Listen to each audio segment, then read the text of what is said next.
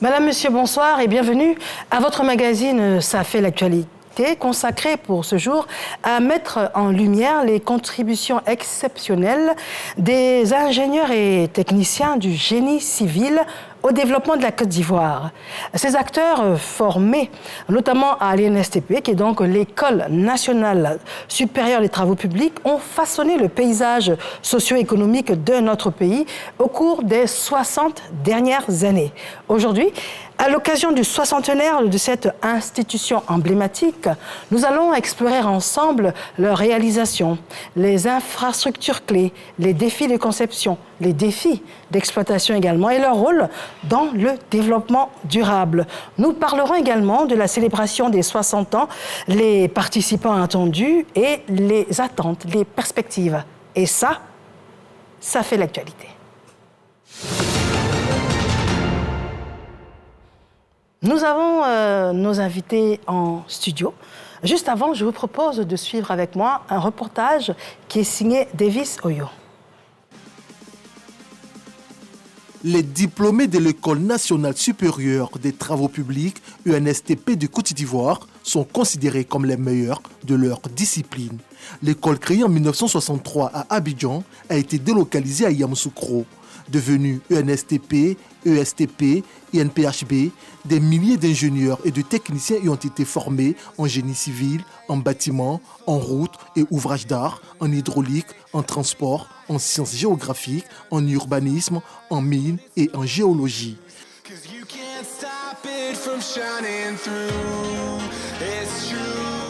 Les diplômés de l'établissement participent depuis des années à la construction de la Côte d'Ivoire et d'autres pays africains.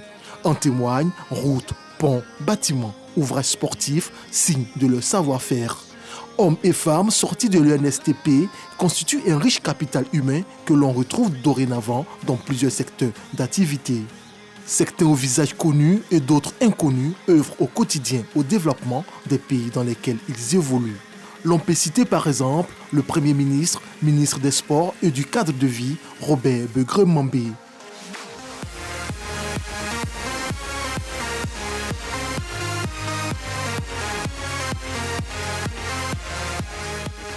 « 60 ans après la création de l'ENSTP, les diplômés entendent marquer le coup. » Nous sommes de retour en studio. Nous recevons nos différents invités. Docteur Mena Messou est avec nous. Docteur, bonsoir. Bonsoir. Vous êtes directeur gérant du cabinet Messou. Mensou. C'est bien ça. Mensou. Mensou, cabinet Mensou. Ouais. D'accord. Madame Kouassi Adjoa Priscilla, madame, bonsoir. Bonsoir, madame. Vous êtes chef du département études d'ouvrage à la Géroute. Tout à fait. Merci d'être avec nous ce soir. Monsieur Makambou Yapo Joseph, bonsoir à vous. Bonsoir. Alors, vous êtes PCA des établissements financiers et promoteur de sociétés BTP et PCA de sociétés d'assurance également. Absolument. Je suis un peu celui qui décode dénote par rapport aux autres de l'école de l'ENSTP. De l'ENSTP, d'accord. Vous allez nous expliquer tout à l'heure tout cela. Alors, nous avons proposé par Davis Oyo un élément de reportage, histoire de camper un peu le cadre de notre rencontre. Quels sont vos sentiments à chaud? Je commence par vous. Écoutez, l'école nationale supérieure des travaux publics est une école qui, aujourd'hui, a 60 ans. Oui. 60 ans après, je pense que nous sommes majeurs, largement majeurs. Et cette école, aujourd'hui, a besoin de fêter tous ceux qui ont contribué à faire de ce pays ce qu'il est aujourd'hui. Mais nous avons aussi un autre élément majeur, c'est que celui même qui a créé l'école des TP, c'est Feu Félix Houphouët-Boigny, qui, le 7 décembre, va avoir 30 ans depuis sa disparition. Donc nous allons aussi, pour ce grand homme, ce visionnaire, à qui nous devons beaucoup de ce que nous sommes, des ingénieurs, nous allons lui adresser nos hommages. D'accord. C'est entendu. Et vous êtes de la quelle des générations? Je suis... De promotion. La première promotion est sortie en 67. Et j'ai la chance de porter le numéro 10 de cette grande école. Donc en 77, je suis sorti. En 77. En 77, voilà. Très bien. Madame Kwasi Adjoa Priscilla, alors votre sentiment après l'élément du reportage, et puis ce serait intéressant de savoir à laquelle des promotions vous appartenez. Déjà, c'est un sentiment de fierté, savoir que je suis sortie de cette grande école fondée par notre premier président de la République. Et quand je regarde aussi le profil de mes aînés, de mes prédécesseurs, ce n'est que de la fierté. Et moi, je suis de la promotion 2008. 2008? Oui. D'accord. Vous êtes de la promotion 77 et vous, 2008. D'accord. Docteur Méné Messou. Oui. Alors, docteur, alors vous, c'est une promotion, on le pense bien, antérieure à celle de M. Makambu? Oui, oui. Moi, je suis de la 3e promotion de l'école, donc 1969. 1969. Voilà, 1969. D'accord. Je suis donc de la 3e promotion. Je pense que c'est une fierté que nous fêtions les 60 ans de cette école qui a donné beaucoup de cadres à la Côte d'Ivoire dans le domaine du génie civil. C'est extrêmement important. D'accord. Alors, nous avons le plaisir, le bonheur et l'honneur d'être entourés vraiment de réels, ce que l'on appelle au sens premier du terme, des réelles matières grises. Alors, des différentes générations sur notre plateau. Alors, l'NSTP, c'était depuis 1963 et jusqu'en 79, c'était sur Abidjan. Et depuis 79, l'école est donc à Yamoussoukro et puis le rôle est historique dans la formation des cadres. Alors, est-ce que l'on peut dire que la majorité, sinon l'essentiel des cadres en génie civil sortent de cette école-là? Oui, je pense qu'on peut le dire maintenant. Parce que, tout d'abord, dans le génie civil en Afrique occidentale, ici, il y avait une école de techniciens supérieurs à Bamako, qui a formé justement les premiers techniciens. Et puis après, les autres pouvaient aller en France. Et c'est vraiment en 1962-63 que le président Faubagny a décidé de créer cette école pour qu'on puisse former ici sur place des ingénieurs et techniciens pour le développement de la Côte d'Ivoire. D'accord. Alors, pour les personnes pour qui ce serait relativement flou, pouvez-vous nous expliquer, M. Makambu, les différents profils de métiers qui se dessinent lorsque les élus ont l'occasion de faire cette formation à l'NSTP? Mais moi, d'abord, je vais porter un regard sur quelque chose de très important. Dans ce pays, l'école fournit des valeurs et les ingénieurs font partie des personnes les plus, j'allais dire, les mieux sélectionnées. Pour être dans le cycle ingénieur, il faut mériter. C'est vraiment au mérite. N'entre pas dans une école d'ingénieurs qui veut. Pour certains, la sélection qui est faite, elle est très rigoureuse. On passe par des écoles préparatoires avant d'y arriver. Je tenais à faire cette précision-là parce que on n'a pas idée de ce qu'on vit, du stress qu'on vit pour sortir ingénieur. D'accord. Et donc, dans les premières formations de l'École nationale supérieure des TP ont été formées de manière très générale. On a fait des ingénieurs qui devaient savoir beaucoup de choses, à qui on inculquait beaucoup de connaissances. On pouvait faire des études sur les bâtiments, sur la résistance des matériaux. On pouvait faire tout ce qui a trait à la topographie. On pouvait vous former à des formations d'électromécanique. On avait des cours d'électromécanique. Mais la matière la plus importante, c'était les mathématiques. C'était les mathématiques, la physique. Ce sont les éléments de base qu'on vous donne. Et vous avez aussi tout ce qui a trait à la formation sur l'urbanisme, sur la construction, les routes, la géotechnique, la mécanique des sols. Donc vraiment, pour nous, les premières promotions ont été formées dans un spectre très large et on était, j'allais dire, des ingénieurs dits de conception. Voilà.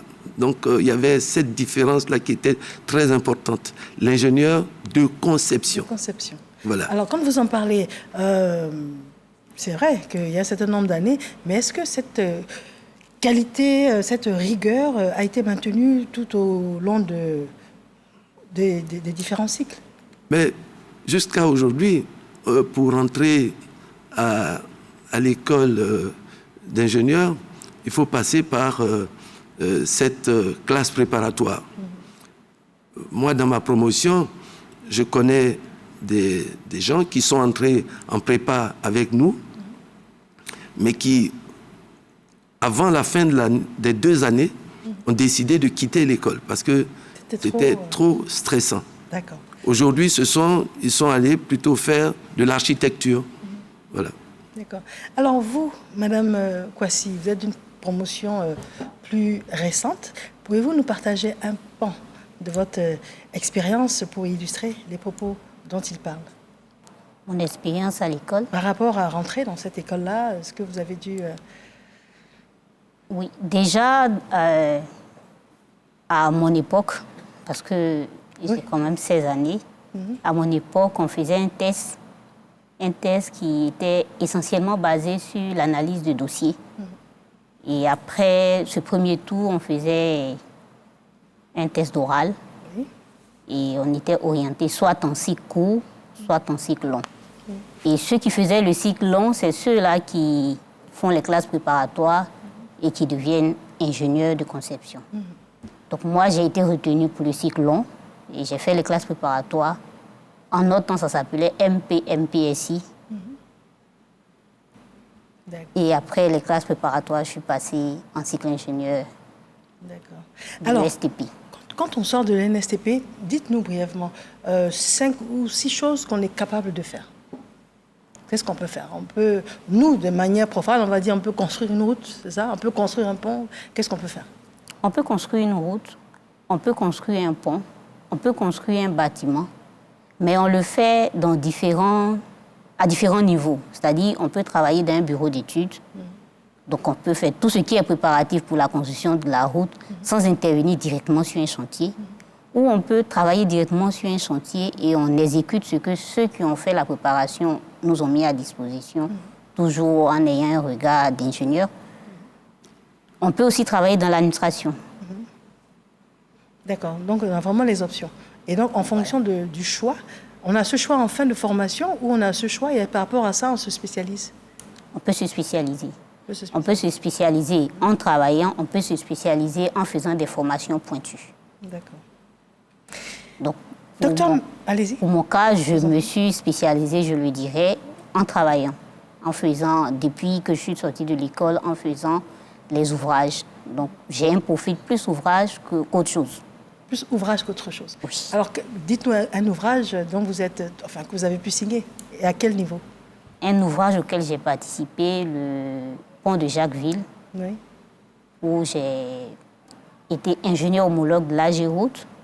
Et le travail que je faisais sur le chantier, je le faisais avec la mission de contrôle qui avait été retenue pour le faire. Et c'était essentiellement contrôler ce que l'entreprise faisait. Donc, quand l'entreprise monte un ferraillage, on regarde si c'est bon. Quand l'entreprise est en train de fabriquer un béton, on parcourt toute sa chaîne de production pour s'assurer que les règles dans la matière sont respectées et que le produit qui sort est de bonne qualité. Et après, on fait des prélèvements aussi pour tester le produit qui sort. Alors, donc, c'est tout ce il me vient à l'esprit une question, parce que quand on voit la qualité de ce que vous nous expliquez par rapport à la formation, par rapport au côté pointu et puis par rapport au suivi du chantier, quand on voit un ouvrage et puis peu de temps après, on voit un nid de poule, comment l'expliquer par exemple? il peut avoir plusieurs causes. Ça peut être dû à un défaut même du matériau, ça peut être dû à un défaut de mise en œuvre ou un défaut pendant l'exploitation. L'utilisateur, je prends un exemple, où les ouvrages de drainage qui sont censés drainer l'eau pour ne pas que l'eau qui est l'ennemi de la route imbibe la route et qu'elle se dégrade rapidement. Quand ces ouvrages sont obstrués, naturellement, l'eau reste sur la route et cette route, très facilement, va se dégrader. D'accord. Docteur Menamessou, est-ce que vous pouvez nous parler donc de l'évolution des infrastructures en Côte d'Ivoire grâce justement aux ingénieurs et aux techniciens? Oui, merci beaucoup. Disons que la première promotion de l'école, ils étaient donc 4. 3 Ivoiriens et un Français. Ils ont, tous les 3, été mis l'un au port d'Abidjan, l'un au chemin de fer et un dans les projets, disons, d'eau. C'est extrêmement important parce que si on doit définir un ingénieur, on doit dire tout simplement que c'est un scientifique qui est préoccupé des choses du monde. D'accord. Est-ce que vous voyez? Parce qu'on est d'abord scientifique et on est préoccupé des choses du monde. C'est pour cela que quand on veut définir le métier, disons, d'ingénieur de génie civil que nous sommes, eh bien, on peut simplement dire, comme il a dit tout à l'heure, dans les différents domaines, notre métier, c'est d'abord de rechercher, d'améliorer, d'étudier, de concevoir et d'édifier des installations et des ensembles d'intérêt public. Tout ce qui concerne le public, vous avez, on n'a pas des routes, on n'a pas, disons, des ponts, des châteaux, en fait, tout ce qui permet au public d'être à l'aise dans sa vie. C'est ça le travail du génie civil. C'est même le plus vieux métier d'ingénieur. Oui. Pour se loger, pour se déplacer, c'est ça le métier d'ingénieur. C'est extrêmement important. Et donc, ça couvre tout cela. Et c'est pour cela qu'on dit toujours que c'est un ingénieur, est un scientifique qui est préoccupé des choses du monde. D'accord. Alors, à travers le temps, est-ce à dire que tout ce que l'on observe comme développement urbain oui. Est essentiellement à mettre à l'actif des diplômés de l'ENSTP? Disons, on peut dire, on peut les mettre actifs, mais ce n'est pas eux seulement parce qu'il y a eu des ingénieurs avant eux. Il y a eu des gens qui ont été formés, donc, je disais, il y a eu une école à Bamako à l'époque, pour la WEF. Ensuite, les premiers ont été donc envoyés, disons, en France, en Europe pour étudier. Et nous, notre école a été créée en 62-63. Nous sommes maintenant les plus nombreux sur tout ce qui s'est fait actuellement ici en Côte d'Ivoire. Parce que c'est la principale école dans le domaine du génie civil. Alors, mais quels seraient les projets les plus emblématiques dont vous pouvez nous parler? Bon, je parle d'abord, disons, des routes. Je pense que la route, parce que prenons par exemple l'autoroute qui est partie d'Abidjan jusqu'à Saint-Gros, la première école. Eh bien, j'ai eu personnellement l'honneur de faire partie des 5 personnes qui avaient été envoyées par le président Houphouët-Boigny en Suisse pour aller négocier et discuter de ce que sera l'autoroute de la Côte d'Ivoire. Nous étions 5. J'étais le seul ingénieur dedans. Les autres étaient des administratifs. Nous sommes allés. Et parce que le président Houphouët-Boigny voulait la technique suisse. C'est pour cela que nous sommes allés donc à Genève pendant près d'une dizaine de jours pour discuter avec eux. Les Suisses n'étaient jamais venus construire, donc, disons, en Afrique. Mais comme Houphouët-Boigny connaissait donc, disons, leur technique, il a voulu que ce soit des ingénieurs suisses. Et comme ça, nous sommes partis, nous sommes venus. Et c'est comme ça que la première autoroute d'Abidjan-Saint-Gros a été conçue et réalisée, donc, disons, avec des ingénieurs de génie civil de l'ENSTP. D'accord. Alors vous, M. Makambo, dites-nous un projet emblématique auquel vous avez participé.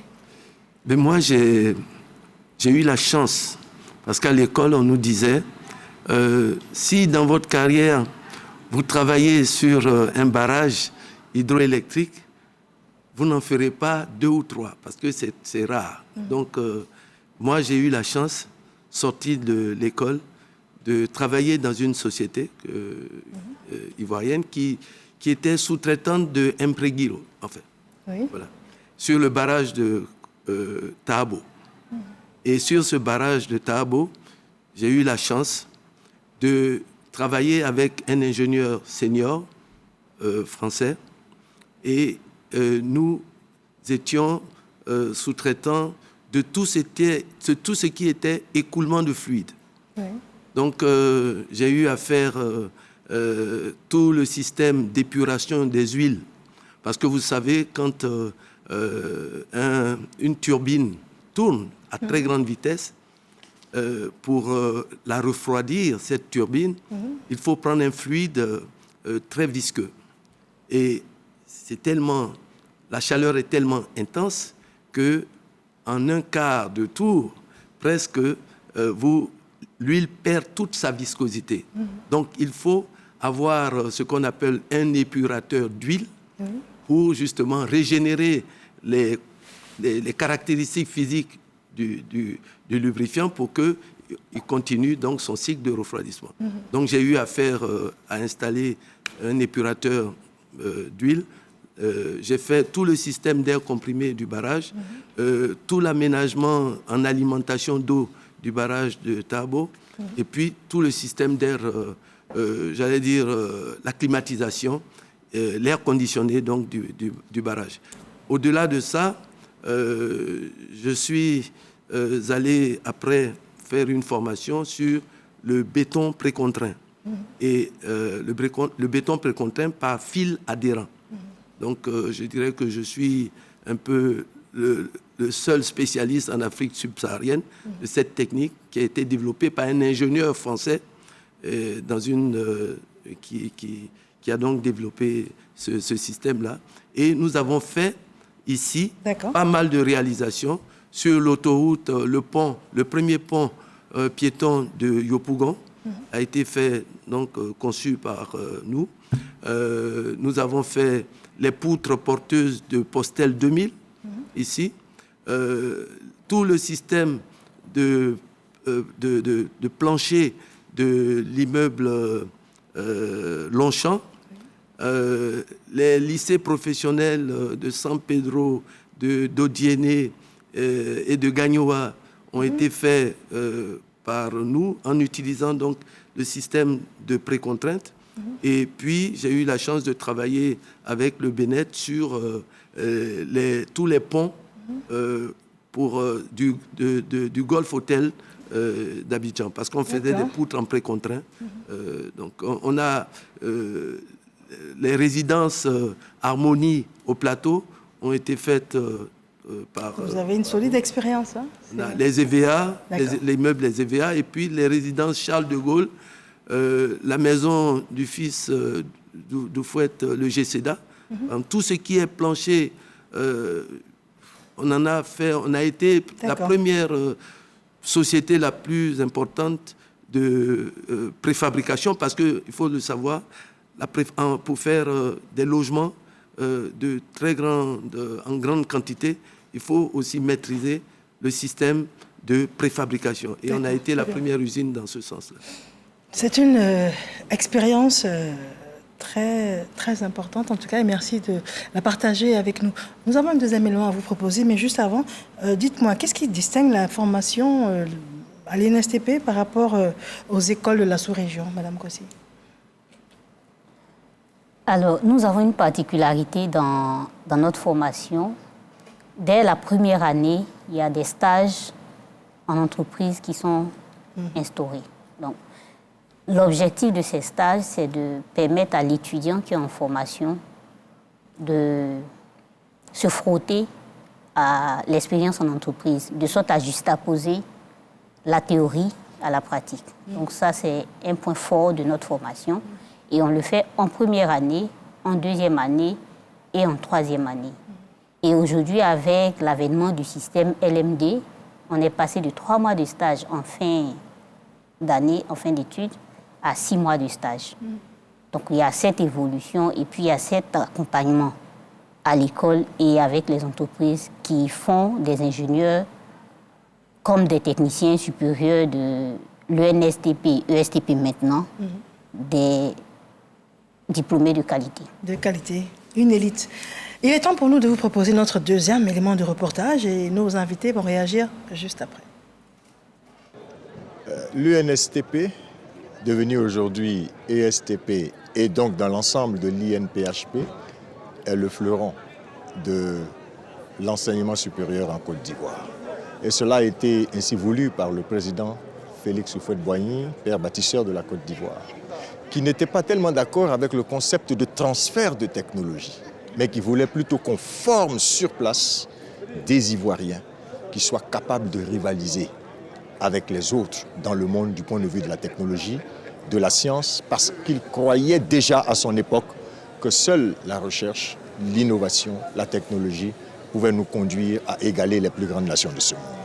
C'est pourquoi il a mis en place cette grande institution d'enseignement supérieur qui a formé les hauts cadres de ce pays. De ce que j'ai entendu, je pense que c'est une très bonne école qui encadre de très belles personnes, de la sorte des cadres de ce pays, comme notre Premier ministre. Il faut reconnaître à la vérité ce qu'est la vérité. C'est une école d'excellence. C'est une école qui nous a produit, je ne dirais pas des savants, mais des sachants qui ont répondu à un certain moment de la Côte d'Ivoire aux besoins du moment. Pour les futures générations, il faudra renforcer leurs capacités, c'est-à-dire s'inspirer des modèles qui étaient là auparavant, tels que le Premier ministre, M. Béké Mambé, et les inciter à toujours aller de l'avant. Les futurs diplômés doivent mettre en application ce qu'ils ont appris pour vraiment montrer l'excellence. Ceux qui doivent sortir de cette école doivent se considérer avant tout comme des leaders. Ils doivent se considérer comme des modèles, capables d'apporter un plus à ce que nous avons connu en Côte d'Ivoire, c'est-à-dire ce qu'ils ont dévancé. Alors quand nous parlons de leaders, c'est au niveau du savoir-faire, mais aussi du savoir-être et du savoir-vivre. Ceux qui doivent sortir de cette école doivent être comme les étoiles qui ont conduit les mages vers l'enfant Jésus, c'est-à-dire des modèles qui vont inspirer les jeunes frères. Ce que j'attends de cette génération, c'est de créer ce déclic, ce décollage que nous attendons. Quelque chose doit se passer dans notre pays et en Afrique. Ce quelque chose doit venir de la créativité, de l'innovation. Et ces jeunes sont formés pour cette créativité, pour cette innovation, pour cette recherche pointue. Et je pense qu'ils doivent prendre conscience que le pays compte sur eux et qu'il faut qu'ils accomplissent la prophétie de Félix Houphouët-Boigny. Docteur Menemessou, quel est votre sentiment après ce micro-trottoir? Oui, c'est extrêmement encourageant parce que nous avons effectivement besoin non seulement de construire notre pays, mais de rivaliser avec le monde. C'est extrêmement important. Et donc pour cela, il faut que les gens qui sortent de ces écoles soient capables, disons, de travailler partout, tout ce qu'ils en font. Parce que moi, j'ai eu, disons, la chance, après, donc, disons, l'ENSTP ici, je suis allé préparer un doctorat à Paris, à l'école, disons, de Ponts et Chaussées, à Paris, pendant 3 ans. Eh bien, quand je suis arrivé, d'abord, pour vous montrer l'état d'esprit des gens, avant qu'on m'accepte, l'école de Paris a envoyé quelqu'un ici pour savoir quel était mon niveau pour aller suivre une école doctorale à Paris. Ce monsieur est resté 10 jours avec moi. Et à la fin, il a dit au ministre, monsieur Menemessou, il a le niveau, il peut donc suivre les cours de l'école de Pont à Paris, l'école doctorale. Donc, on me donne mon billet, j'arrive à Paris, au soir, on me loge, et le lundi matin, je vais à l'école. La liste de tous ceux qui, de cette école ou d'autres écoles, ont été retenus pour faire partie de la première promotion de doctorat ingénieur de Ponts et Chaussées. J'ai lu toute la liste, mon nom n'était pas dessus. Mon nom n'était pas dessus. Alors j'ai demandé à rencontrer le professeur qui est venu à Abidjan. Il m'a interrogé, qui a dit au ministre que je pouvais suivre. Comprendre qu'est-ce qui s'est passé. Tout à fait. Quand je l'ai rencontré, il m'a dit, monsieur Menin, je vous cherchais parce que quand je suis rentré d'Abidjan, le conseil de l'école a estimé que si nous vous admettons en première année doctorale comme ceux de Paris, c'est comme si l'école d'Abidjan équivalait à celle de Paris. C'est inacceptable. Par conséquent, on a refusé. Je vous cherchais. Alors j'ai dit, bon, il n'y a pas de problème, je rentre à Abidjan, j'ai mon diplôme d'Abidjan. Oui. Je rentre à Abidjan. Il me dit, non, vous ne devez pas partir, monsieur Menin. Vous avez quitté votre famille, vous êtes arrivé ici. Qu'est-ce qu'ils vous ont proposé alors? Voilà, j'ai dit, mais puisque mon nom n'est pas sur la liste, je sais qu'il doit rentrer en cette première année doctorale. Il a dit non, le conseil a proposé une solution, si vous êtes d'accord. Il dit, quelle est cette solution? Il dit, voilà, parce qu'après les classes préparatoires, le cycle ingénieur dure 3 ans. La classe préparatoire, c'est mathématiques et physique, et 3 ans pour sortir ingénieur. Alors, cette année, vous êtes arrivé, vous allez faire cette année-là des matières en 2e année et des matières en 3e année. Si vous réussissez à la fin de l'année à avoir la moyenne dans ces 2 classes, alors vous entrerez en première année doctorale. D'accord. Alors je lui ai dit non, je retourne à Abidjan. J'ai déjà un poste à Abidjan comme ingénieur de travaux publics.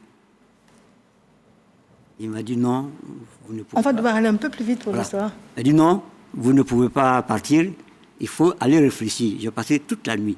Ça a été ma nuit la plus longue de ma vie. Pour savoir qu'est-ce que je fais. Je retourne à Abidjan ou bien je reste à Paris. Le matin, je suis venu, j'ai dit je reste. Et je suis donc resté. J'ai fait ces 2 années comme ils ont demandé en 1 année. Et j'ai commencé. J'ai terminé avec les autres. Mais au lieu de perdre 1 an, j'ai soutenu mon doctorat 6 mois après les autres, ceux qui étaient de ma promotion. Donc, je disais donc aux jeunes frères, n'ayez aucun complexe. Vous avez montré que vous avez vraiment le niveau et puis au-delà. D'accord, mais c'est une très belle leçon. Ça veut dire que c'est même important. Très bien, merci pour le partage d'expérience. Madame Kwasi, votre sentiment après cet élément de micro-trottoir? Un sentiment d'encouragement. D'encouragement, oui. Comme l'a dit monsieur Ménet, docteur Ménet, quand j'entends des enseignants de l'université encourager ce qui se fait à l'ESTP, ancien ENSTP, et reconnaître que les diplômés de cette école sont de qualité, c'est des encouragements. Nous encourager à continuer à travailler correctement et à soutenir aussi ceux qui sont à l'école pour que les produits qui sortent de l'ESTP soient toujours de qualité. D'accord. Je vous remercie. Monsieur Makambo, dites-nous comment l'école a su s'adapter aux défis technologiques et environnementaux actuels? D'abord, je vais quand même dire un tout petit mot de ce qui s'est passé tout à l'heure dans votre reportage. Il faut dire une chose, c'est très important. Les élèves ingénieurs qui entrent à l'ENSTP, je l'ai dit au début, sont ceux qui sont au top dans l'enseignement en Côte d'Ivoire. Il faut que cela soit clair. Ce sont les meilleurs qui entrent à l'école des TP. Il faut que ceux qui entrent à l'école puissent être à l'image de ce que recherchent ces personnes-là. Si nous sommes les meilleurs, on ne peut pas être à un moment donné bloqué dans notre développement. Il faut que l'ingénieur sache qu'il a une mission d'excellence et il doit aller le plus haut possible. D'accord. Et donc, ça, c'est vraiment important. Au niveau de l'école, les nouvelles générations qui donc ont la chance de passer à l'ENSTP ont aujourd'hui, j'allais dire, évolué. Ils ont beaucoup plus de moyens. Au niveau, par exemple, des travaux pratiques, ils disposent d'outils beaucoup plus modernes pour travailler. Donc, du point de vue de la science des routes, la science de la construction, je dirais qu'il n'y a rien de nouveau pour eux. De nouveau. Mais est-ce que l'enseignement ne s'est pas adapté également à la technologie et à l'évolution? D'où la difficulté qui augmente également. Voilà ce qui s'est fait. Ceux qui sont professeurs à l'ENSTP sont partis de l'ENSTP. Ils sont partis de l'ENSTP et ont choisi de faire des doctorats pour revenir enseigner. Ce sont des chercheurs. D'accord. Et qui donc ont été en contact avec toutes les technologies nouvelles. Et je pense que on est dans un monde en évolution. Il est vrai que nous n'avons pas beaucoup d'ouvrages réalisés comme on le verrait à Singapour. Aujourd'hui, on a la tour F qui est en Côte d'Ivoire une des plus grandes tours. Mais si vous allez voir, il y a des ingénieurs qui travaillent dans les sociétés qui sont en train de réaliser ces tours-là. Et c'est comme ça qu'ils utilisent donc ces ingénieurs. Et il y a donc une transmission dans le savoir. Donc demain, aujourd'hui, on a fait cette tour, mais demain, pour faire la tour, on va utiliser les personnes, l'expérience vécue par les gens qui ont donc travaillé sur cette tour-là. Nous, les travaux qu'on a eu à faire, lorsque nous, on faisait Postel 2000, aucune tour n'atteignait Postel 2000. Aujourd'hui, on a fait un saut beaucoup plus important. Donc, ça veut dire que les formations s'adaptent à la réalité, à la technologie. Tout à fait. Il n'y a aucun blocage. Quand on est intelligent pour tout. On n'est pas intelligent pour quelque chose, on est intelligent pour aller plus loin. Vous nous poussez, et à l'école, on vous forme dans ce sens-là. On vous fait des calls, on vous montre, on vous stresse, on vous met sous pression, parce que l'ingénieur, ce qu'a dit le doyen, l'aîné Messou, est clair. On est scientifique et nous sommes adaptables à l'évolution des choses. Vous êtes tous de générations différentes et on sent bien cette passion et puis l'élite à laquelle vous appartenez. Mais est-ce que vous arrivez à transmettre cela aux générations beaucoup plus récentes, par exemple, madame? Oui, on arrive à le transmettre aux générations récentes. Moi, l'équipe que je dirige, c'est une équipe composée de jeunes. Donc déjà, en entreprise, il y a cet accompagnement que je fais. Et puis, je suis membre du jury de l'ESTP. Donc, on reçoit les rapports de stage de fin d'études des ingénieurs en voie de diplomation. Et puis, on analyse et on leur apporte notre assistance. Et vous, docteur Messou? Moi, j'ai enseigné plusieurs années à l'école. J'ai enseigné d'abord la mécanique des sols, ensuite les routes. Et puis, j'ai estimé qu'il fallait que je laisse la place aux plus jeunes, parce que c'est extrêmement important. Donc, on a essayé de transmettre aux jeunes générations. C'est extrêmement important. La technique, elle évolue. Il faut donc rester complètement présent. Sinon, on est complètement... C'est pour ça que je disais tout à l'heure là. Nous sommes des scientifiques préoccupés des choses du monde.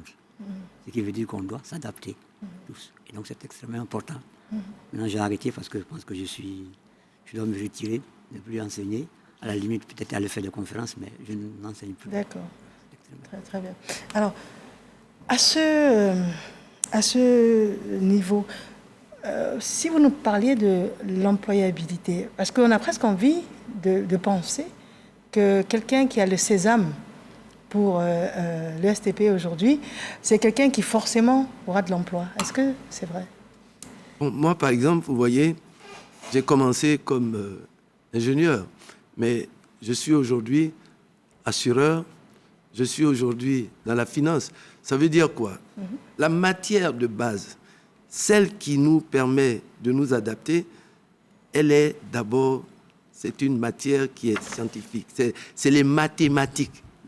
Ici, pour entrer à l'école, il faut avoir ces armes-là. Il faut être très matheux, il faut être bon en physique, en chimie. Les matières scientifiques sont notre outil de travail. Si on n'a pas ça, nous ne sommes rien. Et après, on s'adapte. On fait de la construction, on fait du béton armé, on fait de la technologie sur les routes, etc.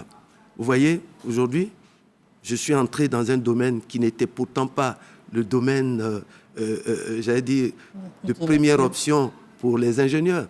Mais dans le métier que je fais, en assurance par exemple, vous avez la probabilité, vous avez les mathématiques.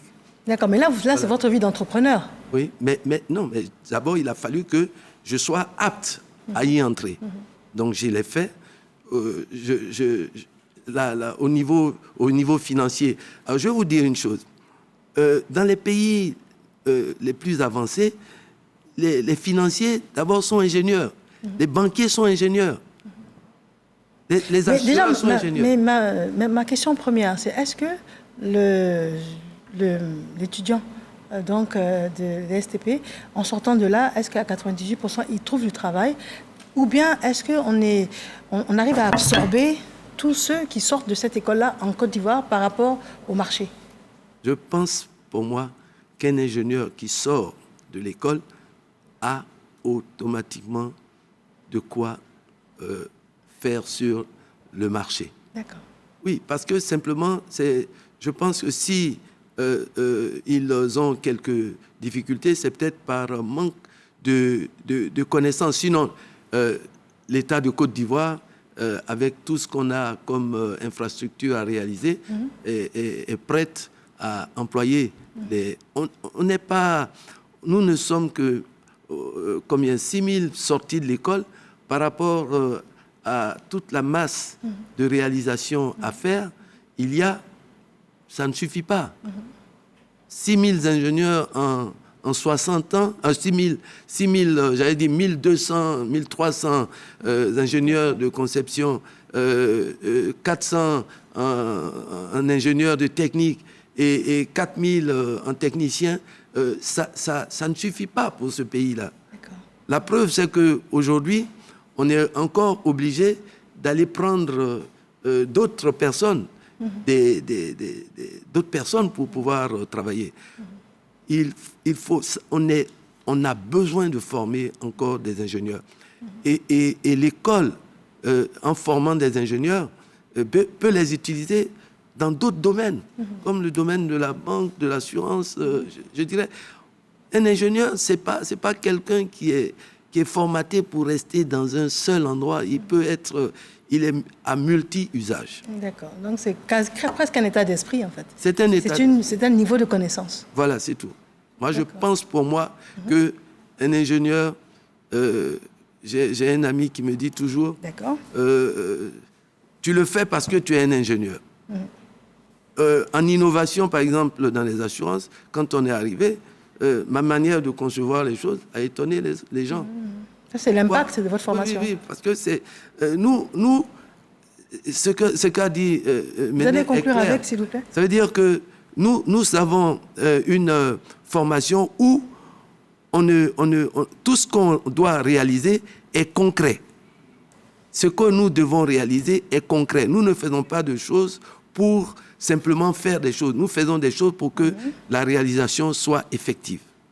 On construit un bâtiment, on ne construit pas un bâtiment à moitié. Il faut qu'il résiste, il faut qu'il soit adapté par rapport aux intempéries. Donc, on fait des choses parfaites. Un ingénieur de génie civil, c'est quelqu'un qui conçoit, qui construit et qui fait vivre, par exemple, l'ouvrage qu'il a bâti. Alors, on réalise que vous avez vous êtes du même cru, de différentes générations, des profils différents. Docteur Menem Essou, vous avez fait de l'enseignement, si je résume bien, et vous êtes PCA. Oui, vous l'avez été en tout cas. C'est un cursus, c'est un parcours. Vous êtes en entreprise, donc à Géoute, et puis vous êtes entrepreneur aujourd'hui. Donc on réalise vraiment la diversité d'options qu'offre justement votre métier. Maintenant, quand on parle des 60 ans, c'est un événement important. Donc ce soixantenaire, en quoi est-ce que c'est un tournant important que vous avez vraiment voulu marquer et comment? Docteur Menem Essou. 60 ans, c'est important comme âge. Il était donc essentiel pour nous de nous arrêter quelques instants, de réfléchir sur le chemin parcouru et de voir si oui ou non nous continuons sur cet axe ou s'il faut faire des orientations. C'est extrêmement important. Il faut, même dans la vie, savoir s'arrêter, se poser des questions. Ce que j'ai fait jusque-là, comment dois-je continuer, dans quel axe partir? C'est pour cela que nous voulons faire cela. Alors nous voulons faire cette fête pour non seulement marquer le pas, mais surtout faire connaître, donc, disons, à toute la Côte d'Ivoire ce que nous avons pu faire dans ce pays. Voilà. Et dans d'autres pays, parce qu'il y a beaucoup d'ingénieurs des NSTP qui sont dans d'autres pays. Parce qu'à l'époque, c'était pratiquement la seule école en Afrique ici. Les gens arrivaient de partout, du Tchad, du Cameroun, Ouais, c'était l'une des... Depuis 1963, 6132 ingénieurs et techniciens sortis de là. Oui, vous voyez, c'est extrêmement important. Ils sont pas tous des Ivoiriens. Voilà. Et donc, nous voulons marquer cela. C'était important. Et pour remercier le président Mfwebouani qui a eu cette idée, parce qu'il a voulu qu'il y ait ici des ingénieurs pour construire, disons, la Côte d'Ivoire. C'est extrêmement important. Il a eu l'idée, il a lancé, il a maintenu. Il a recherché certainement les meilleurs ingénieurs d'autres pays qui soient venus ici enseigner. C'est extrêmement important. Et j'ai été, par exemple, en mission pendant 2 ans, par exemple, au Cameroun. Eh bien, j'ai rencontré là-bas des Camerounais qui avaient fait l'étude à l'INSTP. On a fait donc la fraternité, parce que justement.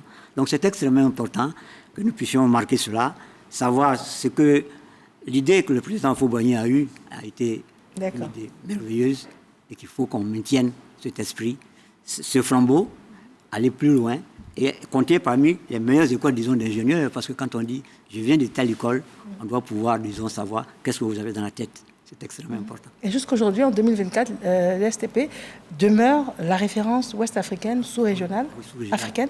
Oui, les gens continuent de venir. D'accord. C'est vraiment important. Voilà qui est clair. Madame, alors, pratiquement, comment vont se dérouler ces festivités du soixantenaire? Alors, les soixantenaires vont se dérouler sur 3 jours. Nous commençons le 6 par la prière à la grande mosquée de Yamoussoukro, mosquée construite par feu le président Félix Houphouët-Boigny. Et cette prière va se dérouler de 13h à 14h et l'intention, c'est pour le repos de l'âme de feu notre président. Après, on aura entre 18h et 20h un after-work qui portera essentiellement sur des échanges entre anciens et élèves en formation. Le 7, qui est la 2e journée de nos célébrations, on aura de 8h à 9h30 l'accueil et installation de nos invités sur le site de l'INP Sud qui abrite l'École supérieure des travaux publics aujourd'hui. Et on aura droit à plusieurs interventions, dont l'intervention du maire de Yamoussoukro, l'honorable Patrice Kwasi, l'intervention de notre président du comité d'organisation des soixantenaires, M. Adou Antoine. On aura l'intervention aussi du DG de l'INP, ensuite l'intervention du ministre de tutelle, le ministre Adama Diawara. On aura aussi la remise d'un diplôme d'honneur. Ce sera une occasion de rendre hommage à feu le président Félix Houphouët-Boigny. Donc on va remettre un diplôme d'honneur combiné ENIT, NC, ENTS à sa famille. Ensuite, la distinction de certains anciens. On aura également le grand discours de notre président de la célébration du centenaire, son Excellence M. Robert Begré-Mambé, à partir de 11h20. Et ensuite, il y aura une table ronde pour faire le bilan et définir les perspectives. D'accord. Vous nous rappelez, vous avez fini? Non? On va aller un peu plus vite. Un peu plus vite, d'accord. L'après-midi, on aura la table ronde et le soir, on aura un dîner gala. Un dîner gala et le lendemain, le dimanche, on fera la messe pour le repos de l'âme de feu notre président Félix Houphouët-Boigny à la basilique Notre-Dame, basilique qu'il a construite aussi. D'accord. Vous nous rappelez les dates? Les dates, c'est 6, 7 et 8 décembre 2024. D'accord, c'est entendu. Alors, parlez-nous un peu, enfin, citez-nous quelques personnalités donc, ivoiriennes qui sont passées par cette prestigieuse école. Pour moi, je vois dans les premières promotions, à part Bené Messou, on a eu Feu Ezan Akele, ministre. On a eu Boaké Bamba. Moulot Jean-Michel. Nous avons eu Ibo Okwe, qui a été directeur général du port d'Abidjan. Directeur général du port d'Abidjan. Nous avons eu aussi... L'actuel directeur général du port d'Abidjan aussi. Comment il s'appelle celui qui... Le ministre Tchapani. Oui, Tchapani, oui. Le ministre Tchapani. Je vais citer qui encore tu as notre Premier ministre. Ah oui, alors le Premier ministre, parlons de celui-là, parce qu'il est... On va en parler rapidement, il nous reste 2 minutes, donc Voilà. vraiment Alors, 45 secondes. Le Premier ministre, je dirais que, je ne sais pas comment il a fait, le président Alassane, pour le choisir, mais je crois qu'il a bien fait. Le Premier ministre a un cursus très spécial, parce qu'il est, dès la classe de 5e, on choisissait les meilleurs en maths pour entrer à l'école. Et à partir de là, on entrait au lycée technique, dès la classe de 4e. Il est entré au lycée technique en 4e. Et parmi les 50 qui étaient là, il fallait encore travailler pour sortir et entrer en section E, section mathématiques techniques. Et après cela, il est entré à l'ENSTP. Donc c'est quelqu'un qui a été stressé dès le départ et qui ne peut avoir que de très bons résultats comme il le fait actuellement. Voilà. Il y a aussi l'actuel ministre de l'Équipement et de l'Entretien routier, Dr Kofi Kwaku Amede. D'accord. Il y a le ministre de la Santé. Et puis le ministre de l'Hydraulique. D'accord. Alors, madame, monsieur, vous savez ce qu'il vous reste à faire pour faire partie donc de cette élite ivoirienne. Nous sommes quasiment au terme de notre entretien. Dernier tour de table en 45 secondes. Quel serait votre mot de fin en 2-3 phrases? Vous êtes le doyen. Je vais terminer par vous. Alors, la génération la plus récente, c'est celle-là. Allez-y, madame. C'est votre génération. Alors, moi, j'encourage les jeunes à embrasser ce domaine-là. Surtout les femmes, parce qu'aujourd'hui, vous avez dit qu'on est 6132 diplômés de l'ESTP, mais il n'y a que 6% de femmes. Wow. Donc j'encourage les femmes à embrasser ce métier-là. Il peut faire peur de loin, mais c'est une femme qui vous parle, c'est jouable. C'est jouable. D'accord, je vous remercie. Et vous, M. Makambo, quel est votre appel, votre mot de fin? Alors moi, ce sera un appel pour que des champions nationaux sortent de la grande liste des anciens de l'école. Et il faut, pour que la nation puisse bénéficier pleinement de tout ce savoir-là, qu'on puisse développer au sein des ingénieurs des vrais champions nationaux. Et je pense qu'on a les moyens de le faire. On a les plateformes, j'allais dire, qui existent. On a un Premier ministre qui peut ouvrir la voie à ce genre d'initiative-là. Et vraiment, je souhaite que ce soit pour le futur de la Côte d'Ivoire, de vrais champions nationaux qui sortent de l'école, donc des TP. D'accord. Docteur Menem Messou, quel serait votre mot de fin? Oui, je souhaite que les anciens que nous sommes continuons donc, disons, à soutenir l'école, parce que ce sont les anciens qui sont sortis, qui peuvent permettre à ceux de l'extérieur de savoir, qui ont tout intérêt à aller dans cette école, qui a un bel avenir. Voilà ce que je peux dire. Je vous remercie. Madame, Monsieur, au terme de cette émission, je vous rappelle le thème, ingénieur et technicien du génie civil, quelle contribution au développement socio-économique de la Côte d'Ivoire? Et nous recevions le docteur Menem Messou, directeur gérant du cabinet Messou, en génie civil, Madame Kwasi Adjoa Priscilla, chef du département études d'ouvrage à la Giroute, et Monsieur Makambo Yapo Joseph, PCA des établissements financiers, promoteur de sociétés de BTP et puis PCA de sociétés d'assurance. Voilà, l'élite de demain, on en a parlé et nous accompagnons avec fierté donc les 60 ans de l'ESTP. Madame, Monsieur, merci de nous avoir suivis. Bonsoir.